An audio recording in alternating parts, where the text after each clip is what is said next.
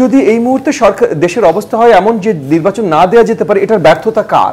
নাহিদ তরুণ, তার অভিজ্ঞতা কম, হয়তো তার জ্ঞানও কম, হয়তো তার অনেক কিছু কম, আমি জানি না কি কি কম। মাসে যারা পারেননি, যারা আগামী 7 মাসেও নাও পারতে পারেন, কারণ পারেননি তো ভাই, অলরেডি প্রমাণিত 7 মাসে পারছেন না। ঈদের পরেই মাঠে নামছে 3টি দল, বিএনপি, জামায়াত ইসলাম এবং জাতীয় নাগরিক পার্টি। বিএনপি যত দ্রুত সম্ভব নির্বাচনের দাবিতে তারা মাঠে নামবে সে কথা জানিয়েছে। জামায়াত ইসলাম বলেছে তারা সংস্কারের পর নির্বাচন চায় এবং এনসিপি তারা বলেছে সংস্কারের পর গণপরিষদ নির্বাচনের কথা চিন্তা করছে এবং এরপর তারা দ্রুত নির্বাচনের বিরোধী অবস্থানে আছে। আপনি শুরু করেছেন তিনটা দল।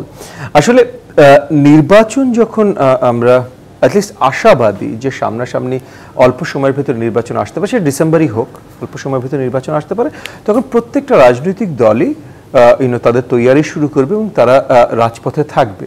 সো সেই জায়গা থেকে শুধু তিনটা দল না, আপনি বলেছেন এনসিপি, আমি লিখি জেএনপি, জাতীয় নাগরিক পার্টি, যাই হোক ভাষাগত।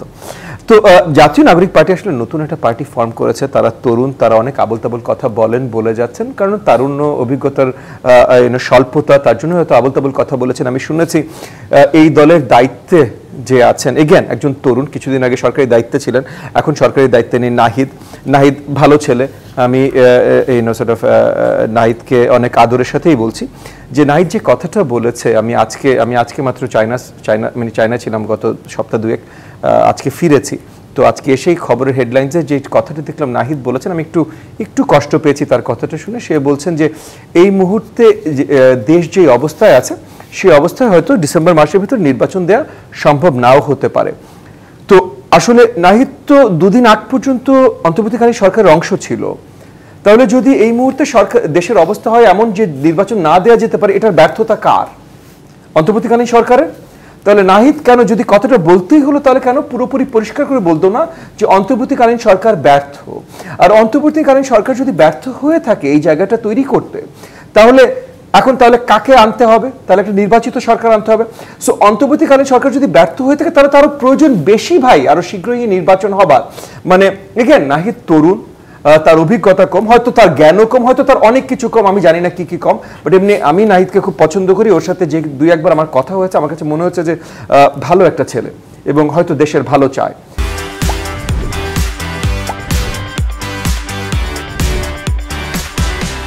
সো সেই হিসেবে আমি নাহিদ কি বলেছে সেটা বাদ দিয়ে আমি আলোচনা করি যে জাতীয় দেশের সর্বাঙ্গিকভাবে আমরা যদি দেখি যে দেশের অবস্থা যদি ভালো না হয়ে থাকে, আইন শৃঙ্খলার ব্যবস্থা যদি ভালো না হয়ে থাকে, আপনার দ্রব্যমূল্য বা যে দিক দিয়েই তাকান, কারণ সবকিছু তো আইন শৃঙ্খলার সাথে জড়িত। মানে দ্রব্যমূল্য বৃদ্ধি হয়ে যাচ্ছে, চাকরি হচ্ছে না, তখন তরুণরা আর কি করবে? তখন তারা হয়তো দুষ্টামির কোনো পথ বেছে নেবে জাস্ট জীবিকার জন্যই। সো এই জায়গা থেকে আইন শৃঙ্খলার অবস্থা খুবই দুর্বল। তো এই দুর্বলতার কারণটা কার?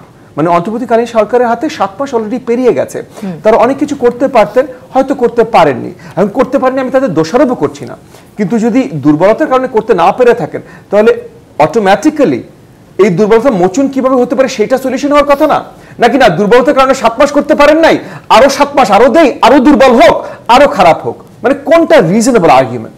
সো রিজনেবল আর্গুমেন্ট তাহলে হওয়া উচিত যে 7 মাসে যারা পারেননি তারা আগামী 7 মাসেও নাও পারতে পারেন, কারণ পারেননি তো ভাই, অলরেডি প্রমাণিত 7 মাসে পারছেন না। তাহলে কারা পারবেন? একটা শক্তিশালী সরকার, যারা নির্বাচিত, যাদের জনগণের ম্যান্ডেট আছে, যারা জনগণের সাথে কানেক্টেড, তারাই তাহলে পারতে পারেন। তাহলে তাদের কাছে দেওয়ার কারণটা আরো পরিষ্কার হয়ে যায়। তার মানে কি? তার মানে নির্বাচন। এখন নির্বাচন যদি বাংলাদেশের জনগণের কাছে যায়, নির্বাচনে যদি এনডিএম জিতে, আমার পার্টি জিতে, বা জেএনপি, বা আপনি কি বলেন এনসিপি, জাতীয় নাগরিক পার্টি যদি জিতে, বা বিএনপি জিতে, বা বাংলাদেশ জামাত ইসলাম জিতে, যেই পার্টি জিতুক, জনগণের ম্যান্ডেট নিয়ে জিতবে, তার মানে তারা জনগণের সাথে কানেক্টেড, তার মানে জনগণের সাথে তাদের সম্পৃক্ততা অনেক বেশি, তাদের ওই ক্ষমতাটা আছে সব জায়গায় যে কাজগুলো প্রয়োজন সেগুলো ঠিকভাবে করার। তাহলে তাদের হাতে সরকারের দায়িত্ব দেওয়াটা অত্যন্ত গুরুত্বপূর্ণ।